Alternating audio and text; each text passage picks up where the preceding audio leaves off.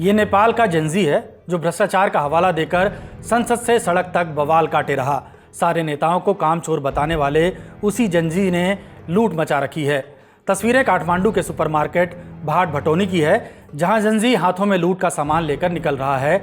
Ice cream, teddy और खाने के दूसरे डब्बा बंद सामान लेकर जेंजी रफू चक्कर हो गया। यह अराजकता नहीं तो क्या है, एक जेंजी बेवजह टेंट को तोड़ने पर आमदा है।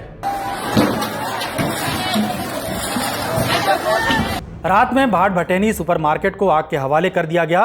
पूरा का पूरा सुपरमार्केट जल गया है। एक और तस्वीर सुनसारी जिले के दुहाबी से आई, जहां भगवती चौधरी मार्केट में जेंजी की भीड़ घुस आई, जिसके हाथ में जो भी लगा वो लूट कर चला गया।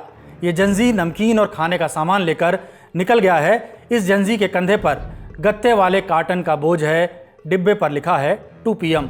गूगल बाबा बताते हैं कि ये नेपाल का पॉपुलर इंस्टेंट फूड ब्रांड है। आसान भाषा में कहें तो नूडल्स वगैरह बेचता है। सुपरमार्केट में लूट के बीच एक जेंजी स्मार्ट टीवी लेकर जा रहा है, या कहें लूट कर जा रहा है। लूट में भी तो सरकारी नियम चलता है, पहले आएँ पहले पाएँ। ये जनाब थोड़ी देर बाद गए होंगे, तभी कपड़े लेकर बाद में निकल रहे हैं। लेकिन सब कुछ जेंजी ही ले गए हों ऐसा नहीं है। ये आंटी भी सिर पर लूट का सामान लेकर जा रही हैं। गर्मी बढ़ रही है, इसलिए पंखे भी उड़ा लिए गए। बिना पैसे दिए मिले पंखे की हवा कुछ और ही सुकून देती होगी। लेकिन सब धान एक पसेरी नहीं होता लक्ष्मण। मुहावरे का मतलब है सब अच्छे या सब बुरे नहीं होते, सब एक जैसे नहीं होते। जेंजी भी सब एक धान एक पसेरी नहीं है।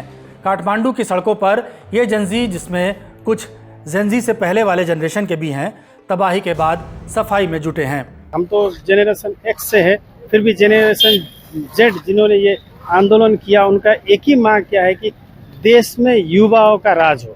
ये जो बूढ़े नेता हैं, उन्होंने देश के लिए कुछ भी नहीं सोचा। तो एक युवा, नया जोश, जो नया टेक्नोलॉजी जानता हो, ऐसा युवा देश में आए जो युवा की भावना को जानता हो और वो इस देश को चलाए। ग्रेफिटी में वेकअप नेपाल लिख देना आसान है, लेकिन जगाने के लिए आग लगाने की जरूरत नहीं पड़ती। जेंजी आंदोलन के नाम पर इस तबाही का हिसाब कौन देगा? ये याद रखना चाहिए कि सरकारें आती जाती रहती हैं, लेकिन अराजकता फैलाकर, आग लगाकर जो नुकसान पहुंचाया जाता है, उससे कोई भी देश कई साल पीछे हो जाता है। हमें आने वाली जनरेशन्स के लिए बेहतर देश छोड़कर जाना होता है।